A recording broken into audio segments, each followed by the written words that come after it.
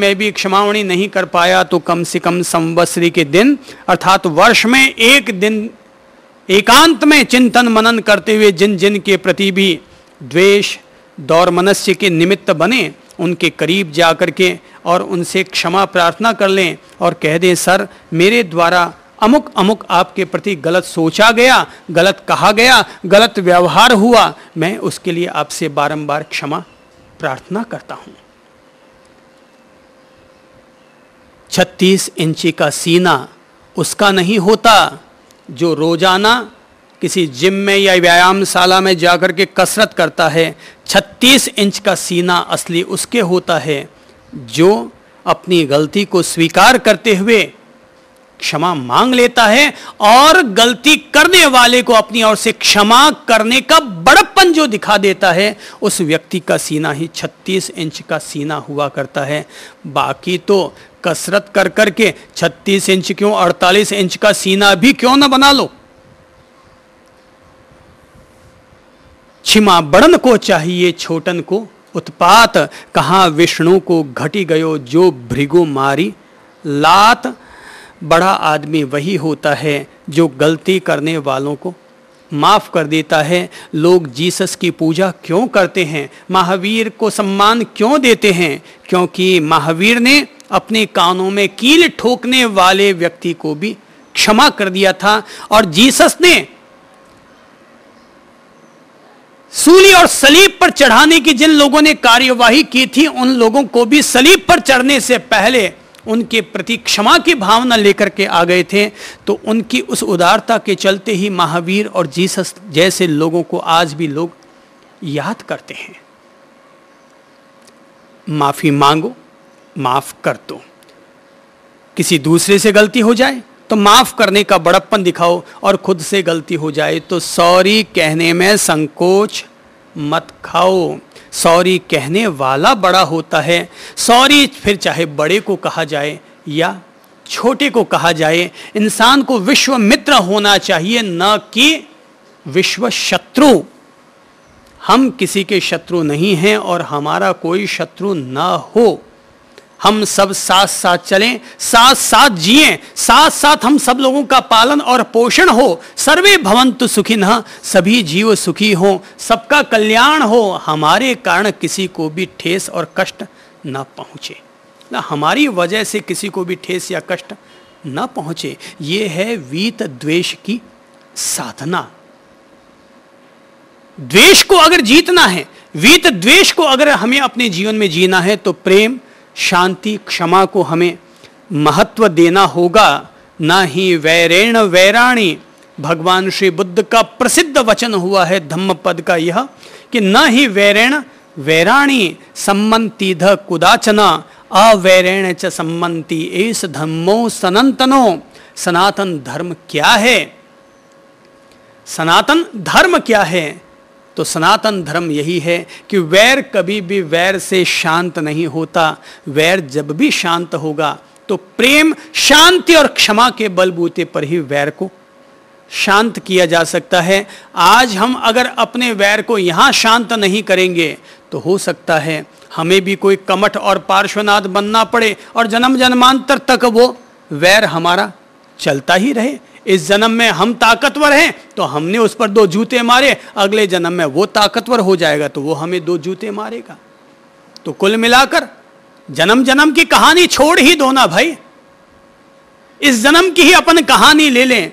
तो कभी आज मैं ताकतवर था तो मैंने अगले को 2 लाइनें सुना दी, कल वो ताकतवर हो जाएगा तो वो मुझे 2 लाइनें सुना देगा। आज अमुक राजा ताकतवर तो उसने पड़ोसी पर जीत दर्ज कर ली, हो सकता है कभी पड़ोसी ताकतवर हो जाए तो तुम्हें सलाखाओं में कैद कर डाले। ये तो भाई संसार की व्यवस्था है। प्रकृति का धर्म ही परिवर्तनशीलता है और परिवर्तनशीलता यही है कि यहाँ सब कुछ बदलता है। कभी तुम ऊपर हो जाते हो और कभी अगला वो ऊपर हो जाता है। कभी हम चित्त हो जाते हैं तो कभी हम पुट हो जाते हैं। ये उतार चढ़ाव चलता रहता है। महर्षि पतंजलि कहते हैं ये उतार चढ़ाव जिंदगी भर चलते रहेंगे, पर जिस आदमी ने योग की साधना को अपने जीवन से जोड़ लिया वो चित्त के क्लेश और संक्लेशों से नहीं गुजरेगा, वरन हर विपरीत परिस्थिति में भी सहजता से जिएगा, आनंदित रहेगा, होने वाला होता रहेगा, हानि लाभ जीवन मरण यश अपयश हरि हाथ ये सब चलते रहेंगे।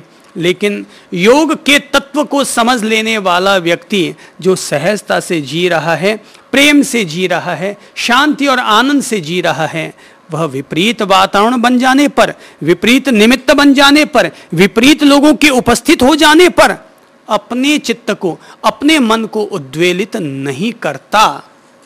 वह क्रोध काम वासना के अंधे प्रवाह में नहीं बहता, वह जागरूकता के साथ जीता है, वह निश्चिंत होकर जीता है, वह आनंद भाव के साथ जीता है, वह मृत्यु के भय से भयभीत नहीं होता। जो व्यक्ति मृत्यु के भयभीत से भयभीत हो जाएगा, पांचवें क्लेश संक्लेश से, वह व्यक्ति अपने जीवन में नचिकेता कैसे बन सकेगा। डरपोक लोग मृत्यु से घबराते हैं और जिन लोगों ने भय पर विजय प्राप्त कर ली, वे नचिकेता बनकर मृत्यु का सामना करने के लिए खुद प्रस्तुत हो जाया करते हैं। आत्मज्ञान कोई हंसी खेल में नहीं मिलता। आत्मज्ञान कोई पुड़िया नहीं है कि वैद्य राज हमें अपने हाथों में पकड़ा देंगे और हम फाकी खा करके उसको अपने पेट में हजम कर जाएंगे। आत्मज्ञान उन लोगों को मिला करता है जो किसी नचिकेता की तरह मृत्यु से निर्भय होकर के मृत्यु के सामने जाने को भी उपस्थित हो जाते हैं। काया की नश्वरता का उन्हें बोध हो जाता है। जो डर गया सो मर गया। बचपन में मैंने ये नारा बड़ा जोरदार सुना हुआ है। मैंने बचपन में एक फिल्म देखी थी जिसका नाम था शोले। डाकू गब्बर सिंह ने कहा था जो डर गया सो मर गया। जिंदगी भर याद रखने वाला डायलॉग है ये। मुझे कोई फिल्मों के ज़्यादा डायलॉग तो याद है नहीं, लेकिन ये डायलॉग जरूर याद है।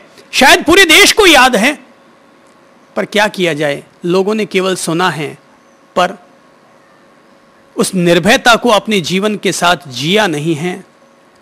हिम्मत चाहिए जिंदगी में, और हिम्मत तभी आएगी जब हम भय को, डर को छोड़ेंगे। और डर को छोड़ने के लिए सबसे पहले मृत्यु के भय को छोड़ो। जो डर गया सो मर गया, पर जो मृत्यु से ही डरता है वो तो पहले से ही मरा हुआ है। डरे हुए को कोई भी पकड़ के ले जाएगा, पर जिसने डर ही अपने जीवन से हटा दिया, मृत्यु भी भला उसका क्या बिगाड़ पाएगी। चित्त के जो क्लेश संक्लेश होते हैं, अज्ञान, अहंकार, राग, द्वेष, मृत्यु का भय, ये सब हमारे चित्त को घेरे हुए रहते हैं। हर कोई इंसान अपने अपने घेरे में घिरा हुआ है। निकलता वही है इस चक्र व्यूह में से, इस वृत्तियों के चक्र व्यूह में से, इस चित्त के चक्र में से वही व्यक्ति निकल पाता है जो सहजता से जीता है, सकारात्मक होकर जीता है, आत्म जागरूक होकर के जीता है। तो खूब धैर्य से, खूब प्रेम से, खूब शांति से, खूब आनंद भाव से हम लोग अपना जीवन जिए, प्रभु से अपनी दिव्य प्रीति पालें, मन में श्री प्रभु को बसाकर रखें। इधर से उखाड़ो और उधर लगाओ। मुक्ति का यही रहस्य है। राग द्वेष के अंतर्द्वंद्व से, राग द्वेष के दो पाटों से बाहर निकलने का एक ही सीधा सरल रास्ता है, और वो है इधर से उखाड़ो और उधर लगाओ।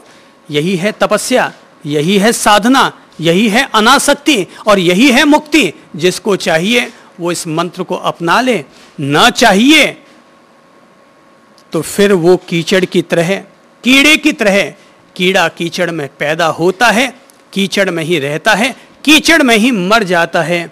पर पंकज कीचड़ में पैदा होता है, पर कीचड़ से ऊपर उठ जाता है। ऊपर उठने का नाम ही है अनासक्ति, ऊपर उठने का नाम ही है सहजता, ऊपर उठने का नाम ही है चित्त की स्थिरता, और इस चित्त की स्थिरता का नाम ही है शांति। मुक्ति का कमल इस शांति के धरातल से ही जन्म लेता है। मुक्ति का जन्म शांति की कोख में से ही हुआ करता है। तो हम लोग योग की दहलीज पर जब आए हैं और महर्षि पतंजलि के योग सूत्रों में से एक एक बिंदु को पकड़कर सार सार को गही रहे और थोथा दी उड़ाए, काम काम की चीज को हम लोग अपने भीतर लेने की कोशिश करते हैं। और इसी कोशिश में ही हम लोगों ने जाना है क्या है चित्त के क्लेश और संक्लेश।